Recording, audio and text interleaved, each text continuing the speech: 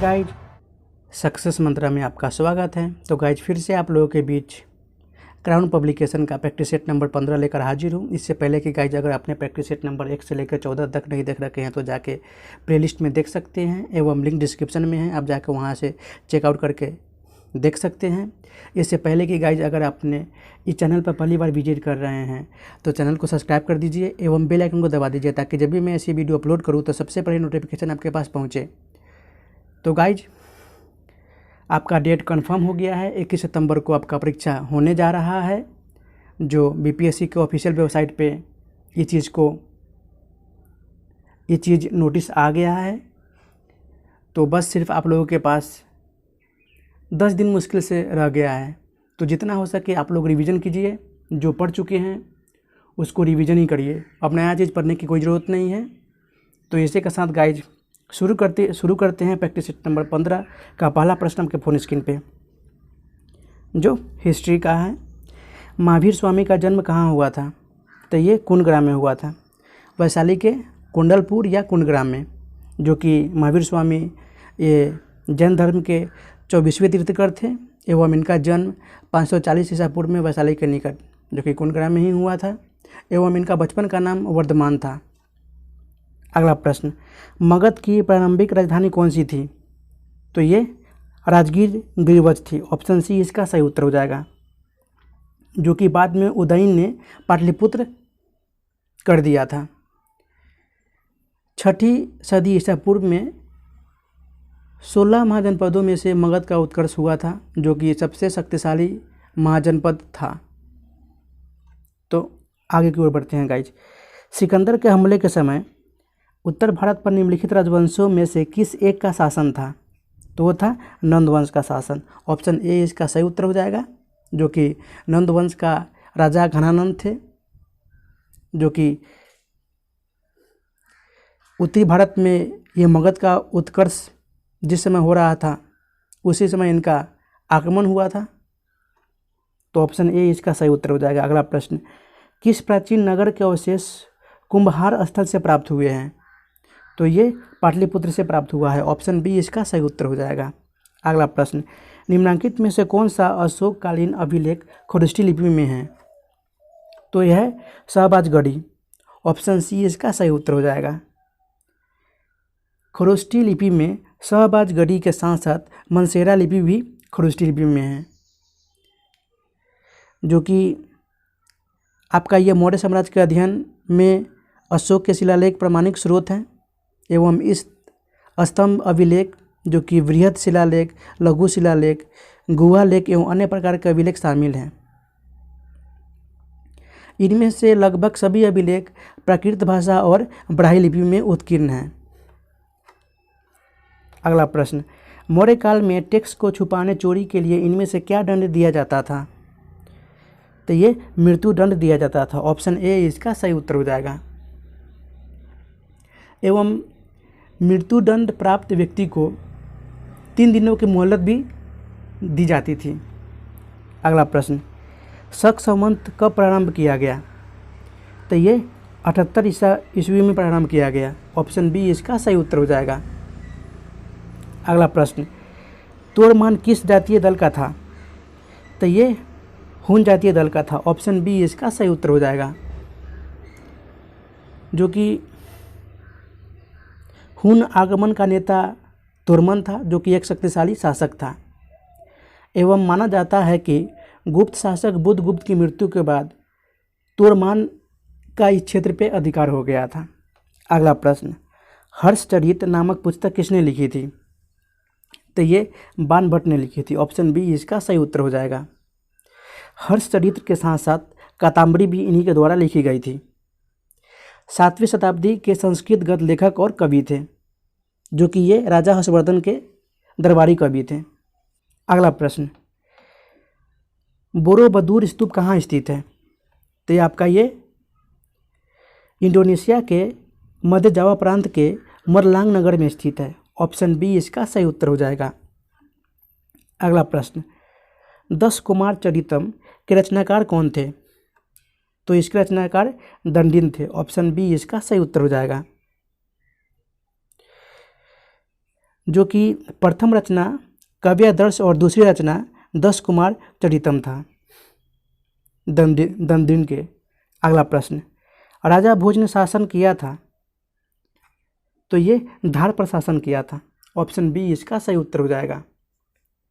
अगला प्रश्न, कृष्णदेव राय के दरबार में अष्टदिग्गज कौन थे? तो ये थे 8 तेलुगु कवि। ऑप्शन बी इसका सही उत्तर हो जाएगा। वो 8, वैसे कृष्णदेव राय को आंध्रभोज के नाम से भी जाना जाता है। वो 8 कवि आपके थे अलसानी पद्यन, नंदी तिम्मन, धुर्जटी, मद्यागा गारिलमल, अयल राजू राम मधुडी, पिंगल सूरन, रामराज भुसुंडू एवं पंडित तेनालीराम कृष्ण। अगला प्रश्न, तुलसीदास किसके समकालीन थे? तो ये अकबर तथा जहांगीर के समकालीन थे। ऑप्शन ए इसका सही उत्तर हो जाएगा। तुलसीदास का जन्म 1532 ईस्वी में बंदा के राजकुमार नामक गांव में हुआ था। इन्होंने 25 ग्रंथों की रचना की थी, जिनमें से प्रसिद्ध था, इनकी प्रमुख ग्रंथ थे रामचरितमानस, विनय पत्रिका, कवितावली, गीतावली, पार्वती मंगल तथा जानकी मंगल आदि प्रमुख ग्रंथ है प्रमुख इनके। अगला प्रश्न, मुगल सम्राट अकबर के समय का प्रसिद्ध चित्रकार था, तो चित्रकार थे दशवंत। ऑप्शन बी इसका सही उत्तर हो जाएगा। मुगल काल में चित्रकला का प्रारंभिक विकास हुमायूं के शासनकाल में प्रारंभ हुआ था, जो कि अबुल फजल के अनुसार अकबर के दरबार में 17 चित्रकार थे, जो कि इनमें से अधिक संख्या में ज़्यादा हिंदू थे। इनमें से जो प्रमुख चित्रकार थे वो थे दशवंत, बसावन, केशवलाल, मुकुंद, महेश, हेमकरण। चित्रकला का स्वर्ण इन्हीं के काल को चित्रकला का स्वर्ण काल कहा जाता है। अगला प्रश्न, मुगलों ने नवरोज का त्यौहार लिया था, तो ये पारसियों से। ऑप्शन ए इसका सही उत्तर हो जाएगा।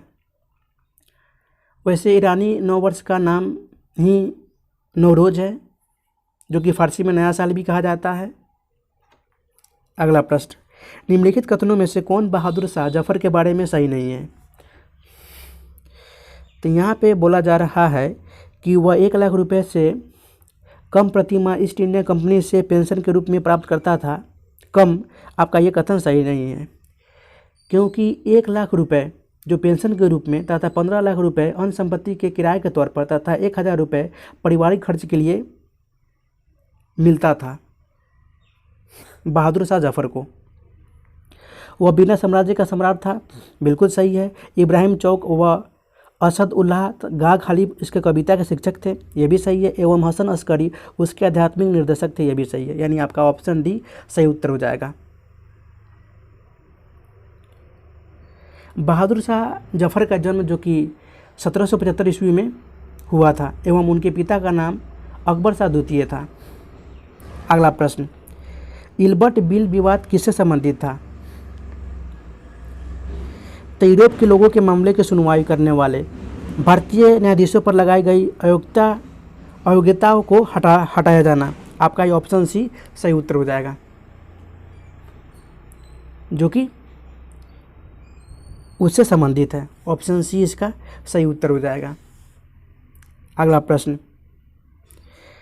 भारतीय भाषा में 1857 के विप्लव के कारणों पर लिखने वाला प्रथम भारतीय था, तो वो थे सैयद अहमद खां। ऑप्शन ए इसका सही उत्तर हो जाएगा। अगला प्रश्न, डेक्कन एजुकेशनल सोसाइटी की स्थापना से कौन संबंधित था? तो ये बाल गंगाधर तिलक। ऑप्शन सी इसका सही उत्तर हो जाएगा, क्योंकि 1884 ईस्वी में दक्कन एजुकेशन सोसाइटी की स्थापना की गई थी, जो कि इनके संस्थापक थे विष्णु शास्त्री चिपलूनकर, बाल गंगाधर तिलक और गोपाल गणेश आगरकर। अगला प्रश्न, विवेकानंद ने शिकागो में आयोजित पार्लियामेंट ऑफ वर्ल्ड्स रिलीजन्स में भाग लिया था। तो ये 1893 में भाग लिए थे। ऑप्शन सी इसका सही उत्तर हो जाएगा, जो कि स्वामी विवेकानंद स्वामी रामकृष्ण परमहंस के प्रिय शिष्य थे। इन्होंने 1887 ईस्वी में रामकृष्ण मठ की स्थापना की थी, जो कि 1893 में अमेरिका के शिकागो में आयोजित विश्व धर्म सम्मेलन में भाग लिया था। अगला प्रश्न, भारतीय राष्ट्रीय कांग्रेस की स्थापना के समय भारत का वायसराय कौन था? तो ये था लॉर्ड डफरिन। ऑप्शन डी इसका सही उत्तर हो जाएगा, जो कि भारतीय राष्ट्रीय कांग्रेस की स्थापना 1885 में हुई थी, जो कि वायसराय थे लॉर्ड डफरिन, एवं इसका कार्यकाल 1884 से 1888 तक रहा था। अगला प्रश्न, हिंदुस्तान सोशलिस्ट रिपब्लिकन आर्मी की स्थापना कब हुई थी? कि इनकी स्थापना 1928 में हुई थी। ऑप्शन डी इसका सही उत्तर हो जाएगा। असहयोग आंदोलन की विफलता के बाद 1924 ईस्वी में सचिंद्रनाथ सन्याल और योगेश चंद्र चटर्जी मिलकर हिंदुस्तान रिपब्लिकन एसोसिएशन की स्थापना किया था, जिसका उद्देश्य था सशस्त्र क्रांति के माध्यम से औपनिवेशिक सत्ता को उखाड़ फेंकना। लेकिन AHRA का आज़ाद के नेतृत्व में ही पुनर्गठन किया गया एवं 1928 ईस्वी में हिंदुस्तान सोशलिस्ट रिपब्लिकन एसोसिएशन रखा गया था, स्थापना की गई थी। अगला प्रश्न, फिनिक्स फॉर्म कहाँ है? तो ये आपका ये दक्षिण अफ्रीका के डरबन में फिनिक्स फॉर्म है, जो कि महात्मा गांधी जी के द्वारा स्थापित किया गया था। ऑप्शन सी इसका सही उत्तर हो जाएगा, जो कि यह 1904 में स्थापित किया गया था, जो कि यह आश्रम आंदोलन का एक केंद्र बन गया था। ऑप्शन सी इसका सही उत्तर हो जाएगा। अगला प्रश्न, बेगूसराय के चौकीदारी टैक्स के विरुद्ध आंदोलन एक हिंसा था, तो ये सविनय अवज्ञा आंदोलन का हिस्सा था। ऑप्शन बी इसका सही उत्तर हो जाएगा। सविनय अवज्ञा आंदोलन के दौरान कर न अदा करने के अभियान के मुख्य स्थल पूर्वी भारत था, जो कि बिहार भी था, जहां चौकीदारी के लिए अदा न करने से लोगों ने मना कर दिया था। इस आंदोलन की शुरुआत बिहार में किया गया था, लेकिन समुद्र तट न रहने के कारण वहां पर नमक आंदोलन की कोई गुंजाइश नहीं थी। अगला प्रश्न, वर्ष 1934 में पटना में अखिल भारतीय कांग्रेस समाजवादी पार्टी का संयोजक कौन था? तो वो थे जयप्रकाश नारायण, जबकि अखिल भारतीय कांग्रेस समाजवादी पार्टी के अध्यक्ष थे आचार्य नरेंद्र देव। ऑप्शन सी इसका सही उत्तर हो जाएगा। एवं यह आयोजन 1934 में किया गया था। अगला प्रश्न, महात्मा गांधी द्वारा व्यक्तिगत सत्याग्रह आंदोलन के लिए प्रथम सत्याग्रही कौन चुना गया? तो ये विनोबा भावे जी चुने गए थे। ऑप्शन डी इसका सही उत्तर हो जाएगा। व्यक्तिगत सत्याग्रह आंदोलन 1940 में किया गया था, जिसे हम दिल्ली चलो आंदोलन भी कहते हैं। यह आंदोलन का मुख्य उद्देश्य था कि द्वितीय विश्व युद्ध में भारत अंग्रेजों के साथ नहीं है। गांधी जी पहले व्यक्तिगत सत्याग्रही के रूप में विनोबा भावे को प्रस्तावित किया था। अगला प्रश्न, आज़ाद हिंद फौज का प्रथम सेनापति कौन थे? तो वो थे मोहन सिंह। ऑप्शन ए इसका सही उत्तर हो जाएगा, कैप्टन मोहन सिंह। एवं इन्हीं के नेतृत्व में पहला डिवीजन 1 सितंबर 1942 को स्थापित किया गया था। अगला प्रश्न, निम्नलिखित में से कौन सी तिथि मुस्लिम लीग ने सीधी कार्यवाही दिवस हेतु सुनिश्चित की थी? तो वह तिथि थी 16 अगस्त 1946। ऑप्शन डी इसका सही उत्तर हो जाएगा। मुस्लिम लीग ने 16 अगस्त 1946 को पाकिस्तान को प्राप्त करने के लिए प्रत्यक्ष कार्यवाही दिवस मनाने की घोषणा की और नारा दिया था कि लड़कर लेंगे पाकिस्तान। अगला प्रश्न, अखिल भारतीय कांग्रेस कमेटी की 14 जून 1947 को संपन्न हुई बैठक में भारत विभाजन के विपक्ष में किसने मतदान किया था? तो मतदान किया था खान अब्दुल गफ्फार खान। ऑप्शन बी इसका सही उत्तर हो जाएगा, जो कि यह एक बलूचिस्तान के एक महान राजनेता थे। इन्होंने खुदाई खिदमतगार नामक संगठन की स्थापना की थी। 14 जून 1947 की बैठक में भारत विभाजन के विपक्ष में मतदान किया था। अगला प्रश्न, निम्नलिखित में से किसने भारत सरकार अधिनियम 1935 को गुलामी का अधिकार पत्र कहा था? तो ये कहे थे जवाहरलाल नेहरू। ऑप्शन ए इसका सही उत्तर हो जाएगा।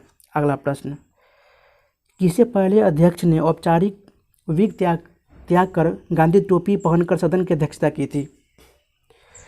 तो किए थे जीव मावलंकर, गणेश वासुदेव मावलंकर। ऑप्शन सी इसका सही उत्तर हो जाएगा, जो कि इनका जन्म 1888 में गुजरात के वडोदरा में हुआ था, जो कि वे प्रसिद्ध स्वतंत्रता सेनानी और भारत की स्वतंत्रता के पश्चात लोकसभा के प्रथम अध्यक्ष भी चुने गए थे एवं उन्हें दादा साहब के नाम से भी जाना जाता है। अगला प्रश्न, इंडिया विंग्स फ्रीडम पुस्तक आत्मकथा है, तो ये मौलाना अबुल कलाम आज़ाद की आत्मकथा है। ऑप्शन सी इसका सही उत्तर हो जाएगा, जो कि यह 1959 में प्रकाशित की गई थी। अगला प्रश्न, राष्ट्रभक्ति गीत ए मेरे वतन के लोगों किस कवि के द्वारा लिखा गया था? तो यह प्रदीप द्वारा लिखा गया था। ऑप्शन बी इसका सही उत्तर हो जाएगा, जो कि एक प्रसिद्ध गीतकार एवं कवि थे, जो कि पहली बार इस गीत को लता मंगेशकर ने गाया था एवं इन्होंने यह गीत 1962 में हुए भारत चीन युद्ध के दौरान शहीद हुए सैनिकों की श्रद्धांजलि के लिए लिखा था। अगला प्रश्न, निम्न में से कौन सा द्वीप भारतीय तटरेखा के सुदूरवर्ती द्वीप की श्रेणी में आता है? तो आता है मिनिकॉय। ऑप्शन सी इसका सही उत्तर हो जाएगा। मिनिकॉय जो कि लक्षद्वीप समूह की दक्षिणतम द्वीप है, जो लक्षद्वीप के शेष द्वीपों से 9 डिग्री चैनल द्वारा विभक्त होता है। 8 डिग्री चैनल जो कि मिनिकॉय को लक्षद्वीप से अलग करता है एवं 10 डिग्री चैनल जो कि अंडमान को निकोबार से अलग करता है। 8 डिग्री चैनल जो कि मालदीव को मिनिकॉय से अलग करता है। भटकल द्वीप की बात करूं तो आपका ये कर्नाटक तटीय भाग से 10 नॉटिकल मील की दूरी पर स्थित है।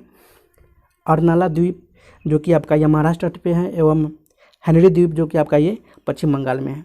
अगला प्रश्न, निम्नलिखित भाषाओं में से कौन सी एक आस्ट्रिक समूह की है? तो है खासी। ऑप्शन सी इसका सही उत्तर हो जाएगा। अगला प्रश्न, बंगाल की खाड़ी के तटवर्ती क्षेत्रों में चक्रवात क्यों अधिक आते हैं? क्योंकि बंगाल की खाड़ी में अधिक गर्मी के कारण। ऑप्शन ए इसका सही उत्तर हो जाएगा एवं इसके कई कारण भी हैं। बंगाल की खाड़ी हिंद महासागर के पूर्वी भाग में स्थित है, जो अरब सागर की तुलना में अधिक गर्म रहता है। बंगाल की खाड़ी का आकार अरब सागर की तुलना में छोटा है, इस कारण भी अरब सागर की तुलना में बंगाल की खाड़ी का जल अधिक गर्म रहता है एवं अरब सागर की सतह पर चलने वाली दक्षिण पश्चिम हवाएं तीव्रता से कम जल का वाष्पीकरण कर तापमान में कमी ला देती है। ये सारे कारण हैं। अगला प्रश्न, मुल्ला पेरियार बांध का विवादित मामला किन 2 राज्यों के बीच है? तो मुल्ला पेरियार बांध आपका ये केरल में स्थित है एवं इसका निर्माण 1887 ईस्वी में हुआ था, जो कि कार्य करना ये 1895 में शुरू किया गया एवं इस बांध के जल सुरक्षा और लीज की वैधता को लेकर केरल और तमिलनाडु के विवादित मामलों में 2 राज्यों हैं। ऑप्शन डी इसका सही उत्तर हो जाएगा, तमिलनाडु और केरल राज्य। अगला प्रश्न, भारत के किस राज्य में चांदी उपलब्ध नहीं होती? तो ये गुजरात में, जबकि उड़ीसा, आंध्र प्रदेश, झारखंड में है। ऑप्शन सी इसका सही उत्तर हो जाएगा। अगला प्रश्न, कोयले के संचित भंडार की दृष्टि से भारत के राज्यों का निम्नलिखित में से सही आरोही क्रम कौन सा है? तो पहले आपका आ जाएगा झारखंड, उड़ीसा, छत्तीसगढ़, फिर मध्य प्रदेश। ऑप्शन सी इसका सही उत्तर हो जाएगा। अगला प्रश्न, भारत के निम्नलिखित नगरों में से कौन पारंपरिक साड़ी वस्त्र या उत्पादन के लिए सुख्यात है? तो आपका वो कांचीपुरम है और फिर चंदेरी है। तो ऑप्शन ई सही उत्तर हो जाएगा, उपयुक्त में से एक से अधिक। तमिलनाडु में स्थित कांचीपुरम और मध्य प्रदेश के अशोक नगर जिले में चंदेरी आपका ये साड़ी वस्त्र के लिए प्रसिद्ध है। अगला प्रश्न, परतदार चट्टानों के विषय में दिए गए कथनों में से कौन सत्य है? तब परतदार चट्टानें पृथ्वी की सतह पर जलीय तंत्र द्वारा निर्मित होती है। बिल्कुल सही है। परतदार चट्टानें के निर्माण में पूर्वी विद्वान चट्टानों का क्षरण सम्मिलित होता है। ये भी सही है। परतदार चट्टानों में जीवाश्म होते हैं। ये भी सही है। एवं परतदार चट्टानें विशेष रूप से परतों में पाई जाती है। ये भी सही है। यानी आपका ऑप्शन हो जाएगा ऑप्शन ई उपरोक्त में से एक से अधिक। अगला प्रश्न, निम्नलिखित में से कौन सही सुमेलित नहीं है? तो रेड क्लिप रेखा आपका भारत और पाकिस्तान के बीच ये रेखा है जो अलग करता है, ये भी सही है। मैग्नेट रेखा जो कि भारत और जर्मनी के बीच की रेखा है, ये भी सही है। डुरंड रेखा बांग्लादेश और भारत के बीच ये रेखा है। यहाँ पे आपका ऑप्शन सी जो कि सही सुमेलित नहीं है।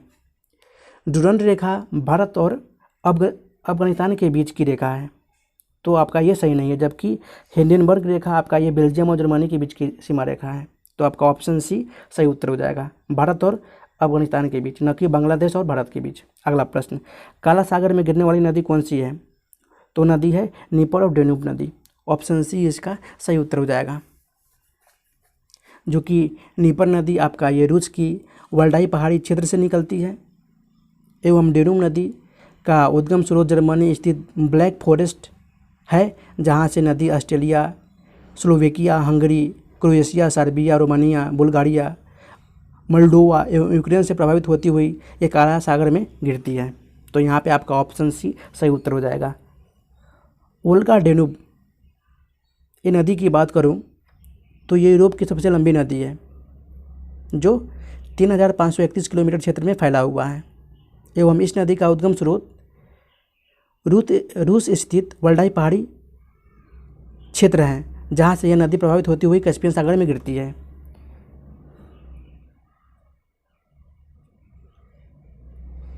एवं यूराल नदी की बात करूं तो ये दक्षिण यूराल पर्वत रूस से निकलती है तथा नदी का प्रवाह क्रम से रूस एवं कजाकिस्तान से होती हुई कैस्पियन सागर में गिरती है। अगला प्रश्न, निम्नलिखित में से कौन सी नहर दक्षिण जर्मनी में आंतरिक जलमार्ग के रूप में प्रयोग की जाती है? तो नहर है लुडविग्स नहर। ऑप्शन सी इसका सही उत्तर हो जाएगा। इस नहर द्वारा डेन्यूब नदी बेसिन को राइन नदी बेसिन से जोड़ा गया है। साल्ट सेंटी भारी नहर की बात करूं तो ये नहर कनाडा में है, जो कि अटलांटिक महासागर से लेके नौ संचालन हेतु प्रयोग में की जाती है, जिसे इस नहर को national historic site of Canada के नाम से घोषित किया गया है। ओल्गा-दोन नहर की बात करूं तो आपका ये रूस में स्थित है, जो वहाँ की दो प्रमुख नदियाँ वोल्गा और डॉन को आपस में जोड़ती है। सफ़ेद सागर नहर की बात करूं तो ये भी रूस में स्थित है, जो सफ़ेद सागर तथा लेक ओनेगा को आपस में जोड़ती है। अगला प्रश्न, निम्नलिखित में से किसके संदर्भ में कुछ वैज्ञानिक पक्षाभ मेघ विरलन तकनीक तथा समताप मंडल में सल्फेट वायु विलय अंततः क्षेपण के उपयोग का सुझाव देते हैं? तो है भूमंडलीय तापन को कम करने के लिए। ऑप्शन डी इसका सही उत्तर हो जाएगा। समताप मंडल में सल्फेट वायु विलय अंततः क्षेपण का उपयोग भूमंडलीय तापन को कम करने में ही किया जाता है। अगला प्रश्न, निम्नलिखित में से कौन धुमकर नहीं है? तो पिग्मी। ये पिग्मी अफ्रीका के कांगो बेसिन में निवास करने वाली आदिम जनजाति है, जो कि धुमकर नहीं है। ऑप्शन ए इसका सही उत्तर हो जाएगा। अगला प्रश्न, भूगोल में नवनियतिवाद के सिद्धांत का प्रतिपादन किया था? तो ये जी टेलर ने किया था। ऑप्शन बी इसका सही उत्तर हो जाएगा, ग्रिफिथ टेलर। और यहाँ से आपका मैथ का प्रश्न शुरू होता है, तो गाइज मैं लिंक डिस्क्रिप्शन में दे दूँगा, आप जाकर वहाँ से वीडियो को देख लेना। मैंने 28 से 30 प्रश्न को सॉल्व किया है, जिससे आपको कुछ मदद मिल सकेगा। तो ऐसे के साथ गाइज शुरू करते हैं। बोल रहा है कि यदि दो संख्याओं के गुणनफल का मान 504 है तो उनका एलसीएम 84 है, तो एचसीएफ का मान क्या होगा? तो इसका सही उत्तर हो जाएगा 6। अगला प्रश्न, 9 छात्र 3 दिनों में बड़ा प्रोजेक्ट बना सकते हैं। यदि 6 छात्र 24 दिनों के लिए कार्य करते हैं तो कितने प्रोजेक्ट बनाएंगे? तो प्रोजेक्ट हो जाएगा 64। अगला प्रश्न, एक 440 मीटर लंबी ट्रेन एक अन्य 160 मीटर लंबी ट्रेन को 120 सेकंड में पार करती है। दोनों ट्रेन एक ही दिशा में चल रही है। यदि पहली ट्रेन की चाल 50 मीटर पर सेकंड है तो अन्य ट्रेन की चाल ज्ञात कीजिए। तो अन्य ट्रेन की चाल हो जाएगी आपका 45 मीटर पर सेकंड। अगला प्रश्न, 26 मिली दूध और पानी का मिश्रण इस प्रकार है कि 16 मिली मिश्रण को प्रतिस्थापित करने पर 5 मिली पानी पर मिलाने पर दूध और पानी का अनुपात 5:4 है। तो प्रारंभ में मिश्रण में दूध की सांद्रता क्या थी? तो ये 25 मिलीलीटर थी। ऑप्शन बी इसका सही उत्तर हो जाएगा। अगला प्रश्न, यदि x प्लस वाई का 20% बराबर x माइनस वाई का 25%, तब y का कितना प्रतिशत x के बराबर है? तो ये 900% के बराबर है। अगला प्रश्न, cos 27 डिग्री बटा sine 13 degree plus cos 69 degree बटा sine 21 degree minus 8 sine square 30 का मान क्या है? तो आपका यह 0 हो जाएगा इसका सही उत्तर। अगला प्रश्न, एक विक्रेता ने 23% के लाभ पर एक रेडियो बेचा। यदि उसने 100 रुपये कम में बेचा होता तो 18% लाभ होता है। रेडियो का वास्तविक विक्रय मूल्य ज्ञात कीजिए। तो इसका सही उत्तर हो जाएगा 2460 रुपये। अगला प्रश्न, 15,000 रुपये पर 20% अर्धवार्षिक दर से 1.5 वर्ष में अर्जित किए गए चक्रवृद्धि ब्याज की गणना कीजिए। तो इसका सही उत्तर हो जाएगा 4,965 रुपये। अगला प्रश्न, 1,800 रुपये ए, बी और सी के बीच बांटे जाते हैं। यदि ए को बी का 3 गुना और बी को सी का 2 गुना मिलता है तो ए का हिस्सा कितना होगा? तो ए का हिस्सा आपका 1,200 रुपये हो जाएगा। अगला प्रश्न, के का मान ज्ञात करें ताकि बिंदु 1, 2, 3 के 0, 4 और -2, 2, 4, 2 एक रेखा में हो। तो इसका सही उत्तर हो जाएगा 4। अगला प्रश्न, जो कि सुमिलित करना है। तो आपका ये स्टेथोस्कोप, जो कि हृदय की ध्वनि सुनने के लिए इसका उपयोग किया जाता है। स्फिग्नोमेनोमीटर, जो कि रक्तचाप के लिए मापन के लिए इसका उपयोग किया जाता है। कैरोटोमीटर, जो कि सोने की शुद्धता पता लगाने के लिए इसका उपयोग किया जाता है। एवं लक्स मीटर, प्रकाश की तीव्रता मापने के लिए इसका उपयोग किया जाता है। तो यहाँ से आपका सही कोड बैठ जाएगा ऑप्शन सी 3421। अगला प्रश्न, लोलक की कालावधि, जो कि टाइम पीरियड पूछ रहा है, तो ये किस पे निर्भर करता है? तो ये लंबाई के ऊपर निर्भर करती है। ऑप्शन बी इसका सही उत्तर हो जाएगा, जिसका फार्मूला होता है T बराबर 2π√L/G। सरल लोलक का आवर्तकाल, जो कि लोलक की लंबाई का अनुक्रमानुपाती होता है। गर्मी के दिनों में लोलक की लंबाई बढ़ने से आवर्तकाल बढ़ जाता है, जिससे घड़ी सुस्त हो जाती है। वही जाड़े के दिनों में घड़ी फास्ट हो जाती है, क्योंकि लोलक की लंबाई बढ़ जाती है। तो यहाँ पे आपका ऑप्शन बी सही उत्तर हो जाएगा। मेथन के पश्चात क्रीम का दूध से पृथक हो जाने का कारण क्या है? तो है अपकेंद्रीय बल। ऑप्शन सी इसका सही उत्तर हो जाएगा। अगला प्रश्न, एक इलेक्ट्रॉनिक पुंज को फास्फोरस टोडेड पर्दे पर फोकस कर प्रतिबिंबों को पर्दे पर जनित करना कहलाता है। तो ये रोस्टर स्कैन कहलाता है। ऑप्शन सी इसका सही उत्तर हो जाएगा। अगला प्रश्न, इन धनुष के रंगों का सही क्रम कौन बताइए? तो सही क्रम इसका हो जाएगा नीला, हरा और पीला। ऑप्शन डी इसका सही उत्तर हो जाएगा। अगला प्रश्न, जब प्रकाश की किरण सघन माध्यम से विरल माध्यम में गमन करती है तो इसकी चाल बढ़ जाती है तथा यह विलंब से दूर हट जाती है, यानी आपका ऑप्शन ए सही उत्तर हो जाएगा। अगला प्रश्न, नीचे दिए हुए एक धातु गोलक और धातु वलय के चित्रों पर ध्यान दीजिए। जो कि गोलक है, वलय है। बोल रहा है कि पत्ती से बने धातु वलय के छिद्र में धातु गोलक भर सकता है यदि गोलक को गर्म करके अटक जाता है, परंतु यही धातु वलय को गर्म करे तो गोलक निकल सकेगा, क्योंकि तापमान से प्रसार वलय का व्यास बढ़ जाएगा। ऑप्शन ए इसका सही उत्तर हो जाएगा। अगला प्रश्न, नीचे एक एक्सप्रेशन, जो कि कथन दिया गया है, उसका कारण भी दिया हुआ है। बोल रहा है कि ऊंचाई वाले स्थानों में भोजन पकाने के लिए उसमें नमक मिलाया जाता है। कारण जो कि आर बोल रहा है कि ऊंचाई वाले स्थानों में तापमान कम होता है। तो बोल रहा है कि सही उत्तर चुनिए। तो यहाँ पे आपका सही उत्तर हो जाएगा ए और आर दोनों सही है, किंतु आर ए का सही व्याख्या नहीं है। तो यहाँ पे आपका ऑप्शन बी सही उत्तर हो जाएगा। वैसे ऊंचाई वाले स्थानों में तापमान कम होता है।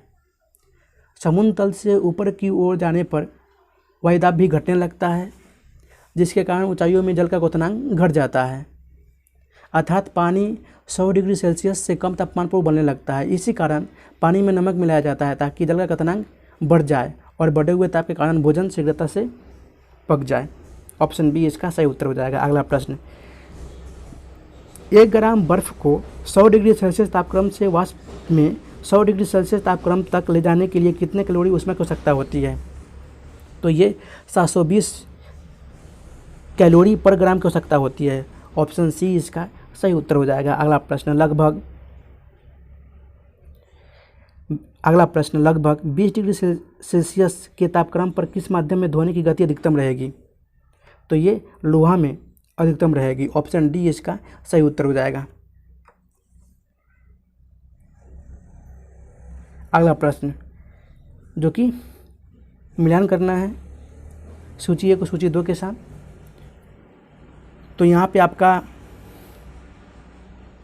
एस का H2SO4 सल्फ्यूरिक अम्ल, तो यहाँ पे आपका H2SO4 का आपका हो जाएगा 6 उपचयनांक। 2 आपका हो जाएगा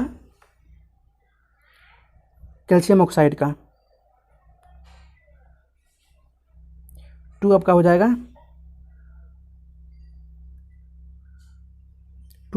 कैल्शियम ऑक्साइड का।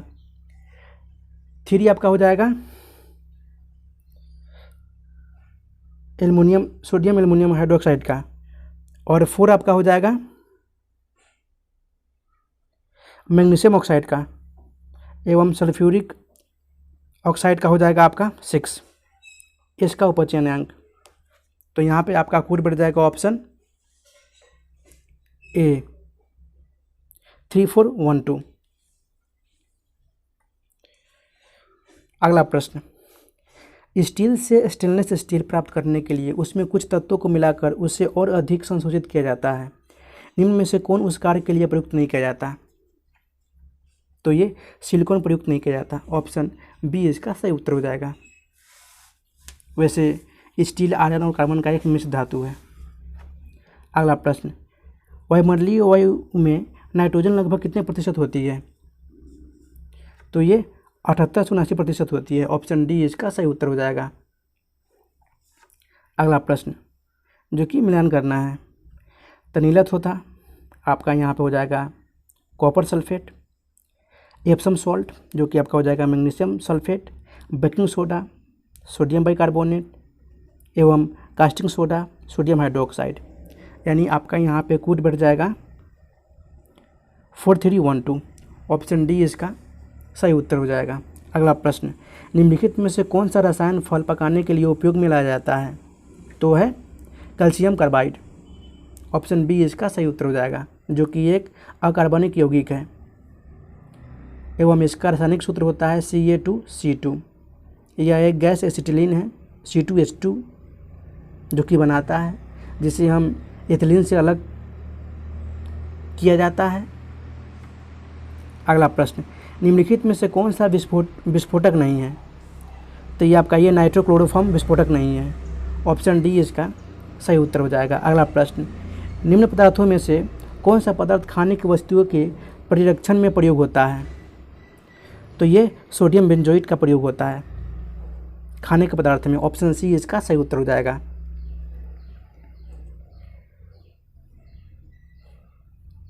एवं बेंजोइक अम्ल आपका एक सोडियम नमक है, इसका रासायनिक सूत्र होता है NaC7H5O2। अगला प्रश्न, निम्नलिखित में से कौन सा उर्वरक मृदा में सर्वाधिक अम्ल छोड़ता है? तो ये अमोनियम सल्फेट छोड़ता है। ऑप्शन बी इसका सही उत्तर हो जाएगा, जिसका रासायनिक सूत्र होता है NH4 का होल ट्वाइस SO4।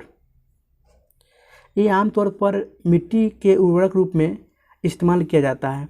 मिट्टी की उर्वरता शक्ति बढ़ाने में इसका उपयोग किया जाता है। अगला प्रश्न, जो कि सुमेलित करना है, तो आपका ये लोहा जो कि आयरन हीमोग्लोबिन में पाया जाता है। सीसा आपका ये संचायक बैटरी में होता है। चांदी तो आपका ये फोटोग्राफी में, तथा तांबा तड़ी चालक में इसका उपयोग किया जाता है। तो यहाँ पे आपका कोड बढ़ जाएगा ऑप्शन डी 3412। अगला प्रश्न, एक कार बैटरी में प्रयुक्त विद्युत अपघटय होता है तो ये सल्फ्यूरिक अम्ल होता है। ऑप्शन बी इसका सही उत्तर हो जाएगा H2SO4,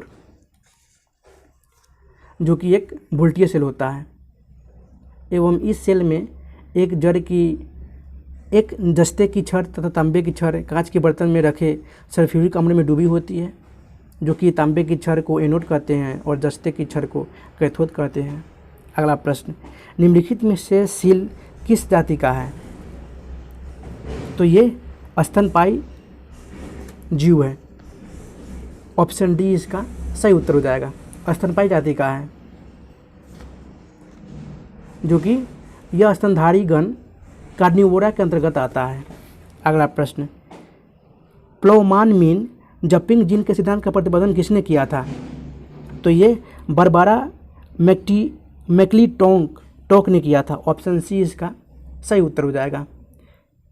अगला प्रश्न, रुधिर के प्लाज्मा में निम्नलिखित में से किसके द्वारा एंटीबॉडी निर्मित होती है? तो ये लिम्फोसाइट के द्वारा निर्मित होती है। ऑप्शन बी इसका सही उत्तर हो जाएगा। अगला प्रश्न, प्रकाश संश्लेषण में तो बोल रहा है कि किसमें कौन सा ऊर्जा किसमें परिवर्तित होता है?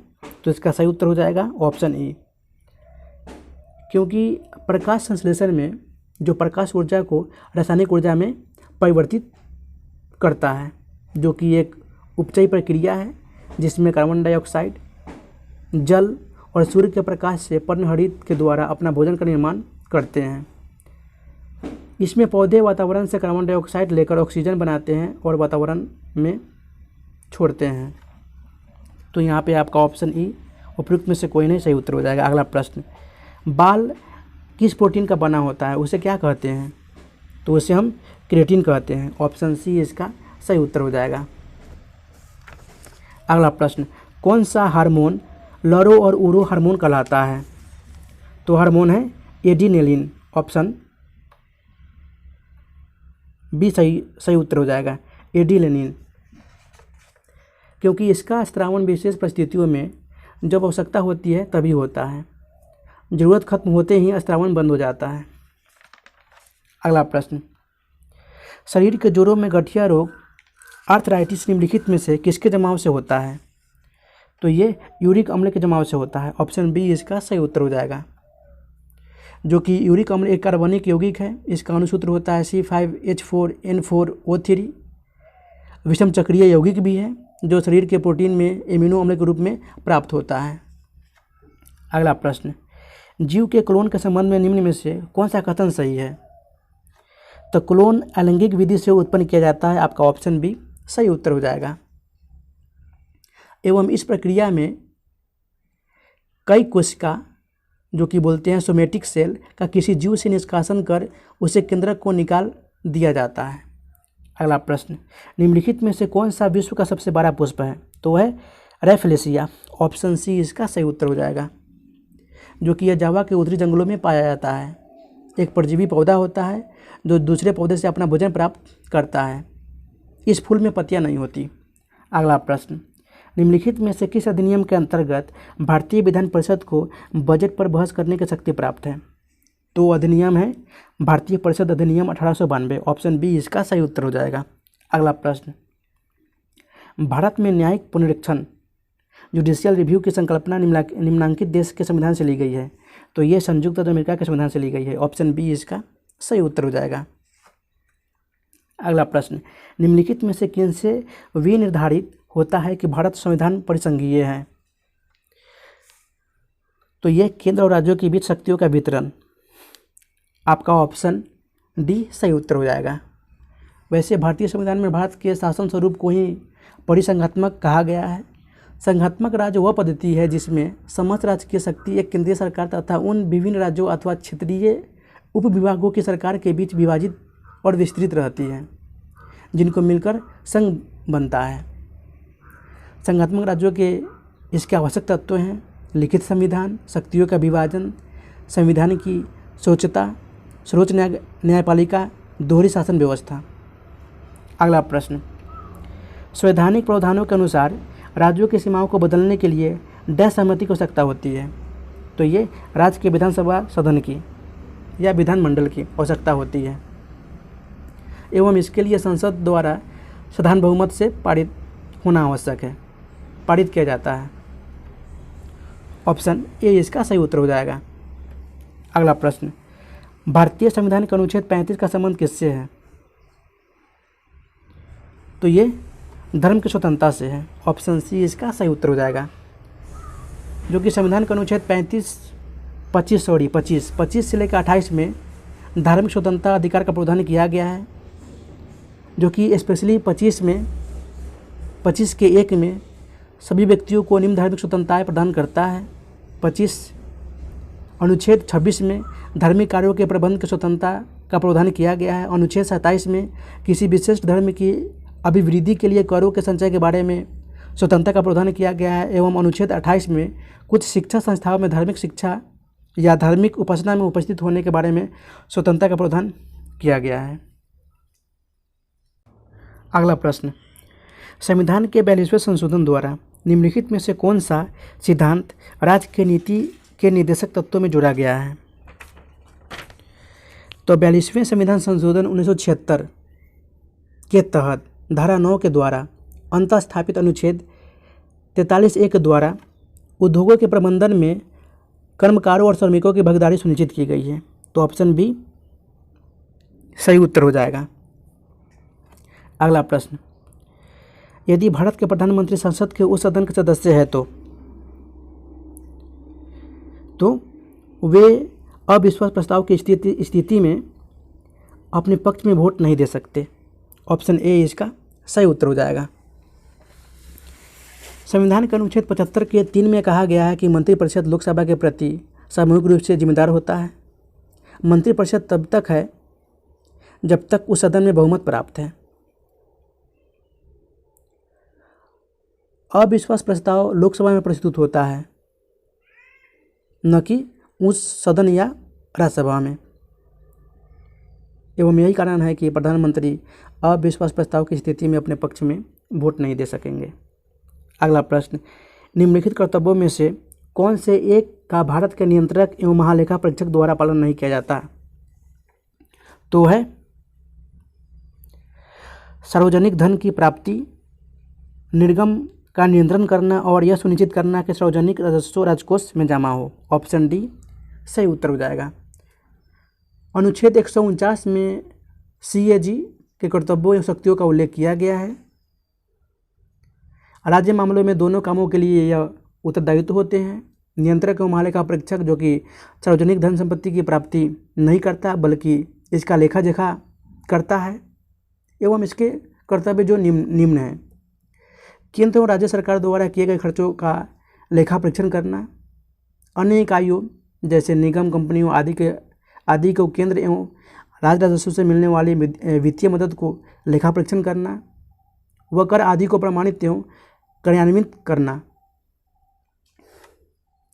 आदि कर्तव्य हैं इनके। अगला प्रश्न, राष्ट्रीय अल्पसंख्यक आयोग का अध्यक्ष निम्न में से किसे नियुक्त किया गया है? तो ये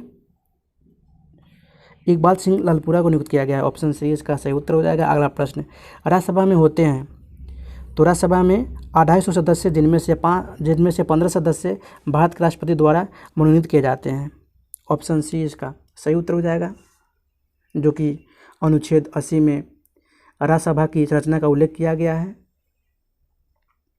एवं इसके अनुसार राज्यसभा में अधिकतम 250 सदस्य जिनमें से 238 सदस्य राज्यों के प्रतिनिधियों के लिए रूप में निर्वाचित तथा 12 सदस्य राष्ट्रपति द्वारा मनोनीत किए जाएंगे।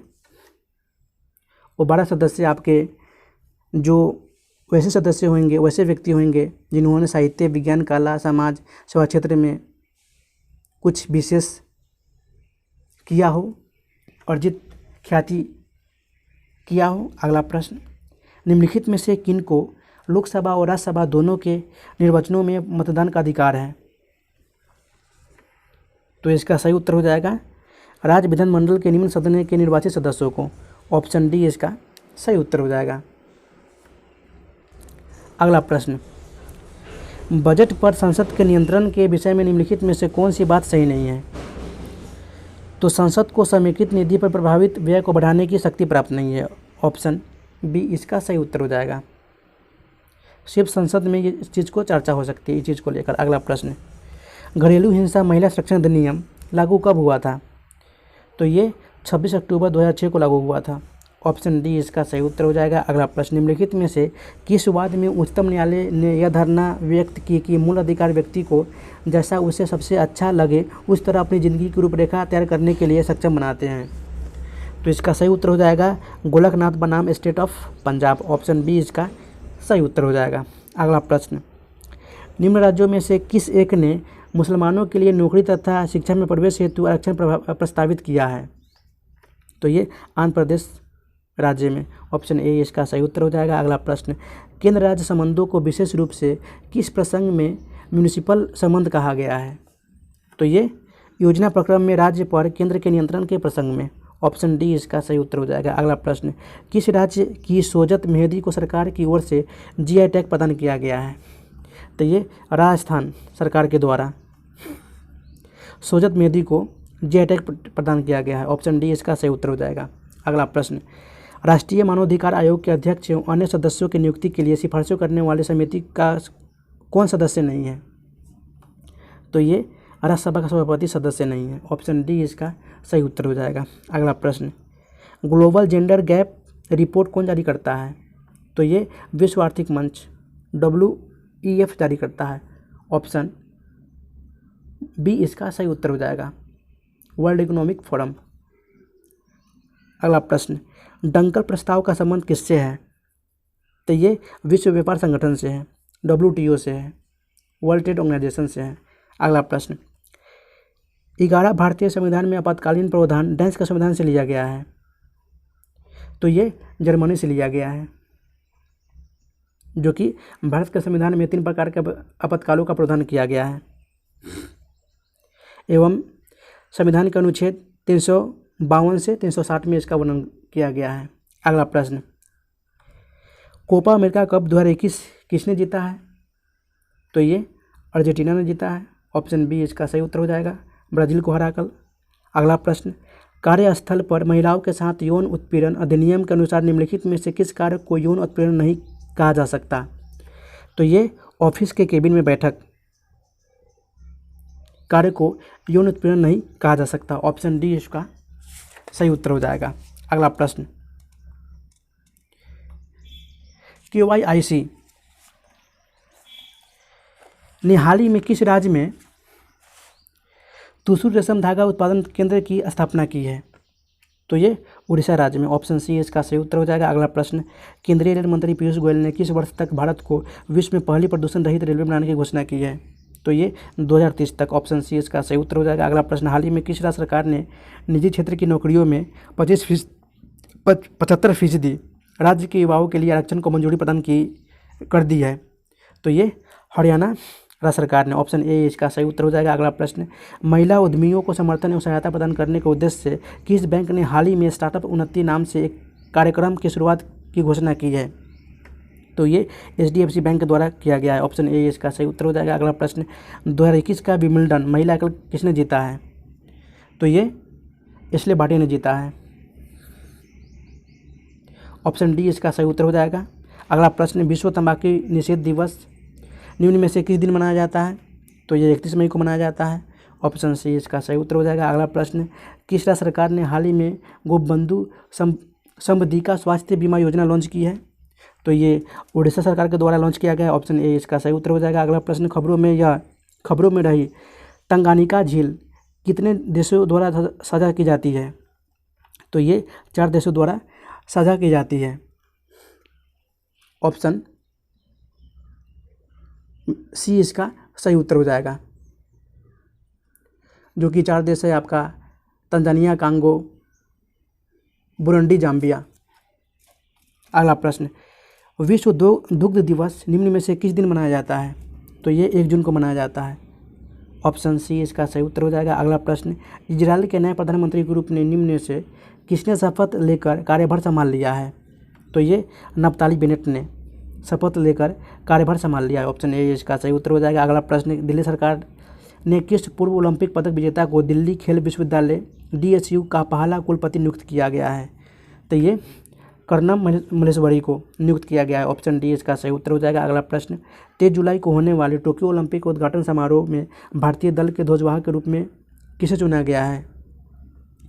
तो ये MC मैरी कॉम और मनप्रीत सिंह को चुना गया है। ऑप्शन डी इसका सही उत्तर हो जाएगा। अगला प्रश्न, हाल ही में नेपाल के नए प्रधानमंत्री के रूप में किसने शपथ ली है? तो ये शेख बहादुर देउबा ने शपथ ली है। ऑप्शन सी इसका सही उत्तर हो जाएगा। अगला प्रश्न, कारगिल विजय दिवस निम्न में से किस दिन मनाया जाता है? तो 26 जुलाई को मनाया जाता है। ऑप्शन ए इसका सही उत्तर हो जाएगा। अगला प्रश्न, भारतीय नौसेना का नया उप प्रमुख निम्न में से किसे नियुक्त किया गया है? तो ये वाइस एडमिरल SN घोड़मडे को नियुक्त किया गया है। ऑप्शन बी इसका सही उत्तर हो जाएगा। अगला प्रश्न, केंद्रीय स्वास्थ्य मंत्री मनसुख मांडविया के अनुसार भारत में क्षय रोग TB के कितने प्रतिशत मामले 15 से 45 वर्ष की आयु के हैं? तो मामले हैं 70%। ऑप्शन सी इसका सही उत्तर हो जाएगा। अगला प्रश्न, किस राज्य सरकार ने हाल ही में घोषणा की कि उनकी सरकार बिजू स्वास्थ्य कल्याण योजना के तहत स्मार्ट स्वास्थ्य कार्ड प्रदान करेगी? तो ये तमिलनाडु राज्य सरकार के द्वारा ये कार्ड प्रदान की जाएगी। ऑप्शन डी इसका सही उत्तर हो जाएगा। अगला प्रश्न, बिहार में पंचायती चुनाव 2021 कितने चरणों में कराई जाएगी? तो ये 11 चरणों में कराई जाएगी। ऑप्शन डी इसका सही उत्तर हो जाएगा। अगला प्रश्न, ब्यूटीफुल थिंग्स नामक पुस्तक के लेखक कौन है? तो ये हंटर बिडेन है। ऑप्शन सी इसका सही उत्तर हो जाएगा। अगला प्रश्न, हाल ही में किस राज्य के मुख्यमंत्री द्वारा राज्य में शिशुओं के लिए न्यूमोकोकल कॉन्जुगेट वैक्सीन टीकाकरण अभियान शुरू किया गया है? तो ये आंध्र प्रदेश सरकार के द्वारा इस अभियान की शुरुआत की गई है। ऑप्शन बी इसका सही उत्तर हो जाएगा। अगला प्रश्न, भारत ने टोक्यो ओलंपिक में बॉक्सिंग का एकमात्र पदक दिलाया है? तो दिलाए हैं लोलिना बोरगोहेन ने। ऑप्शन डी इसका सही उत्तर हो जाएगा। अगला प्रश्न, कुशेश्वर पक्षी अभयारण्य किस जिले में है? तो ये दरभंगा जिले में है। ऑप्शन डी इसका सही उत्तर हो जाएगा। अगला प्रश्न, शहरी स्थानीय शासन प्रणाली की स्थापना किस संशोधन द्वारा की गई थी? तो ये 74वें संविधान संशोधन 1992 के द्वारा इसकी स्थापना की गई थी। ऑप्शन बी इसका सही उत्तर हो जाएगा। अगला प्रश्न, निम्नलिखित में से किस वैधानिक संशोधन ने राष्ट्रपति को भारत के किसी विशेष हिस्से पर राष्ट्रीय पताका लगाने के लिए अधिकार दिया है? तो वह संशोधन है 42वां। ऑप्शन सी इसका सही उत्तर हो जाएगा। अगला प्रश्न, केंद्र सरकार द्वारा बिहार के किस स्थान पर भारतीय पर्यटन एवं यात्रा प्रबंधन संस्थान स्थापित करने की घोषणा की गई है? तो है बोधगया में। ऑप्शन सी इसका सही उत्तर हो जाएगा। अगला प्रश्न, अभी हाल ही में बिहार के मुख्यमंत्री नीतीश कुमार ने सड़क दुर्घटना में मृत्यु होने पर उनके आश्रित को कितने मुआवजा देने की घोषणा की है? तो 5 लाख रुपए देने की घोषणा की गई है। ऑप्शन सी इसका सही उत्तर हो जाएगा। अगला प्रश्न,